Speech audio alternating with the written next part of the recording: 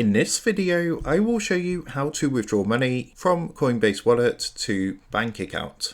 So let's jump straight into it. So I'll be showing you how to do this on iPhone. However, the steps are very similar if you're doing this on a PC or even an Android device. Now, the first thing you're going to want to do is, of course, open up Coinbase or go across to coinbase.com and log into your account. Once you've logged in, you'll be on your main screen. What you're going to want to do is come up to the top left hand corner and press onto the three lines up here. What that's going to do is open up a menu like this, and you want to go ahead and click onto profile and settings. From here, the next thing you're going to want to do is add a payment method. So you want to click onto this icon here which says add a payment method. Then what you want to do is select bank account, go ahead and add your bank account details. Now once you've done that, what you're going to want to do is come back to Coinbase and then go ahead and click onto this icon in the middle bottom of the screen, which are going to be two arrows in a blue circle like this. What you can then do is proceed to sell your crypto for cash. Now at this point, what you can do is select bank account, and what's going to happen is when you sell your crypto for cash, it's going to instantly transfer those funds into your bank. However, what I would recommend doing if this is the first time you're doing it